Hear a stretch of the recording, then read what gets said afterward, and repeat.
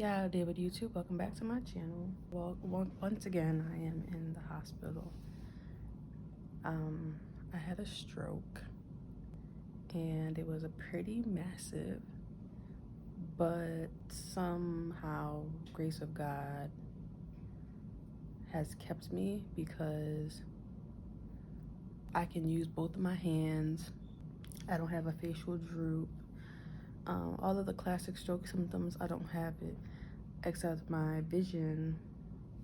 Like, this eye is like 90%. This one is like 60%. So this side, from the middle that way, I can't see. But I can see everything else. So when I do my entire field test, I'm measuring at 73% of my vision, which is not bad. Apparently, you only need 75 to drive, but that's ghetto. I would not drive like this, and I pray people are not driving in the streets like this. We're trying to figure out what caused it because my blood pressures have been 110/70. My blood pressure is usually always in that range. My cholesterol is good. The only thing, of course, I have lupus, and lupus predisposes you to having strokes. It causes your blood to overcoagulate. So comment down below, tell me what coagulate means.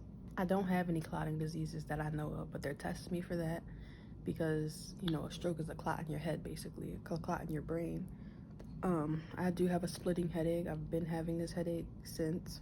Basically, I just had a really bad headache, and it felt like somebody was putting my brain through a meat grinder, and it was just like a crushing pain on the left back of my head, and it was not crushing, like piercing pain, and it was like in specific spots there, my temple.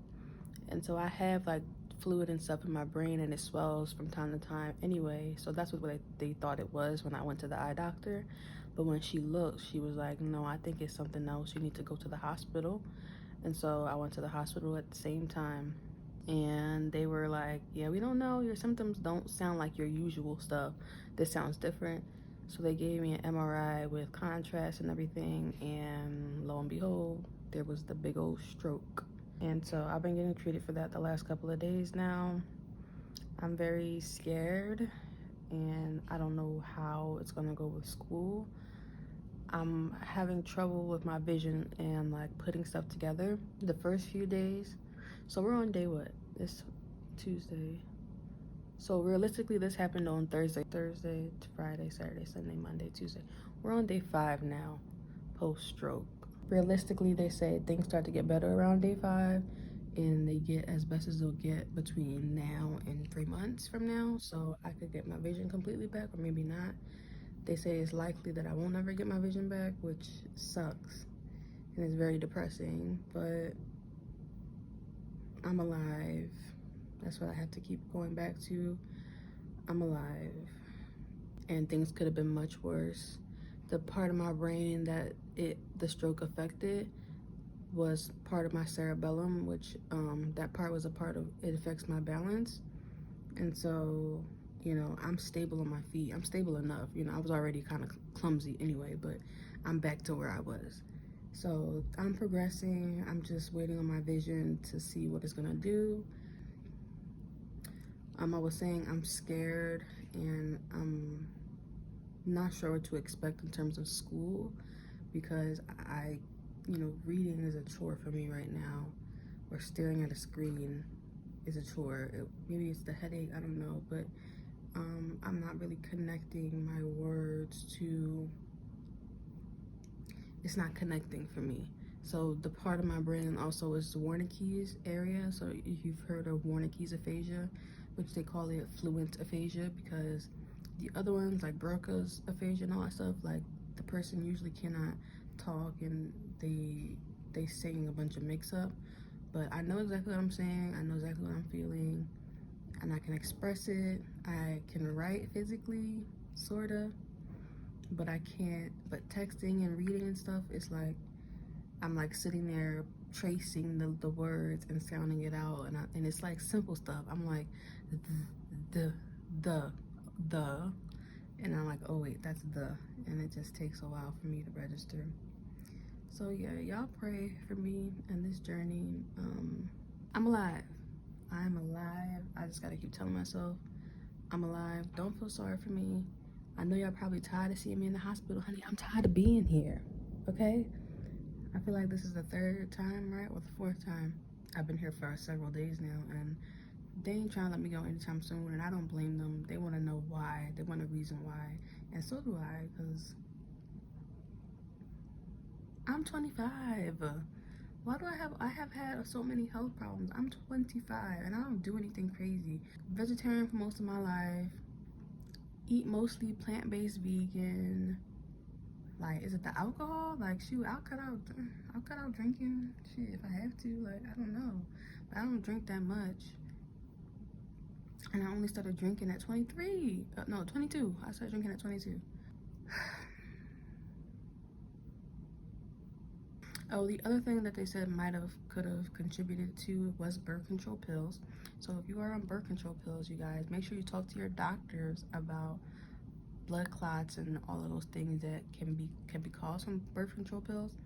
I thought that I was in the clear because I take progestin only pills. I don't take combination pills with estrogen in it because I know that I can't have the excess estrogen due to lupus. It'll cause me to go into a flare and get sick and stuff.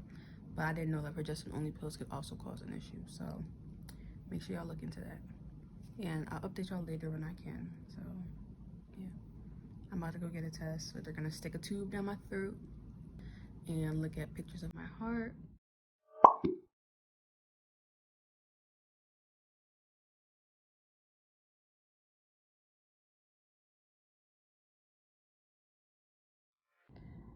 Get all the fluid. Nice and clear. That's good. Mm-hmm. Yeah, absolutely. Yes. I will pass.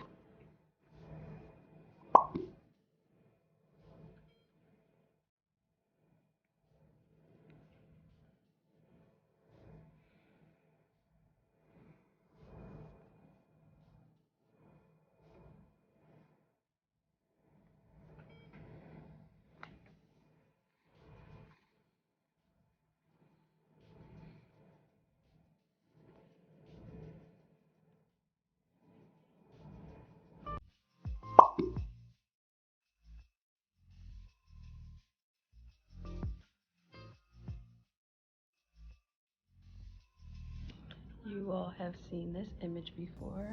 I am in the hospital, of course, and I'm also in class.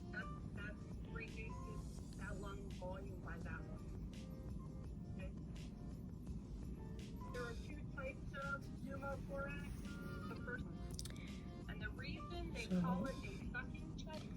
I'm in class. She's giving good information. I don't have my camera on, of course.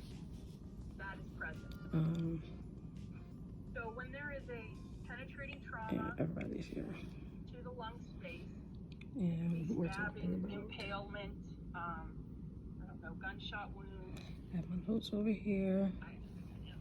I got my lunch over here.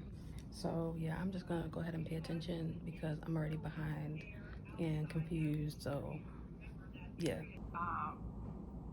Hard to be displaced. That's the difference. That's why it's a medical emergency. But yes, the same. So it depends on the severity. What does it mean to you? Can you guys tell me? What is hemodynamic?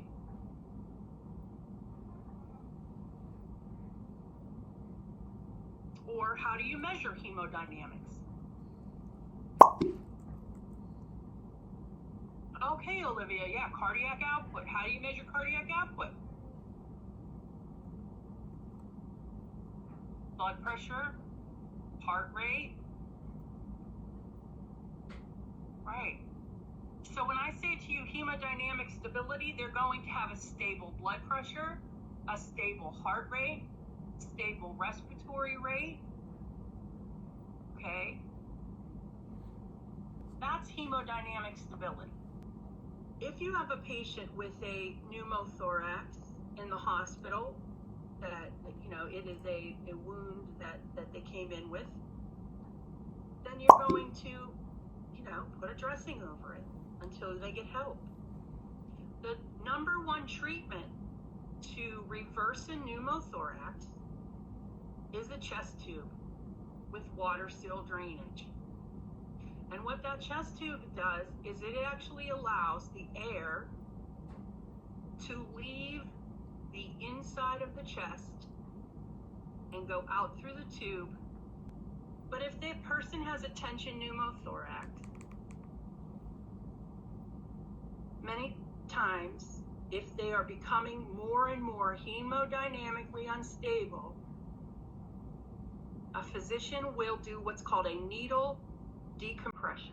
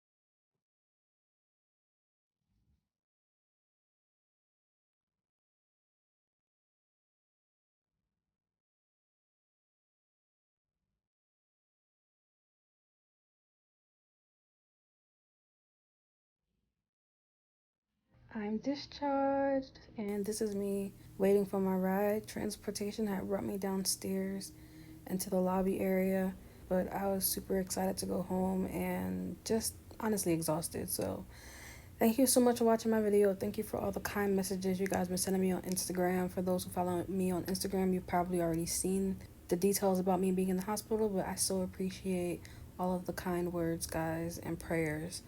It's going to be a journey ahead, but hopefully it all works out. Chamberlain is being very understanding, and so it should work out. Sorry that this weekend in life is so short, but of course there were a bunch of health issues going on, so I didn't really have the space or energy to create a super nice video. But I will see you guys in my next video, and it should be better now that I'm out and home. Look more.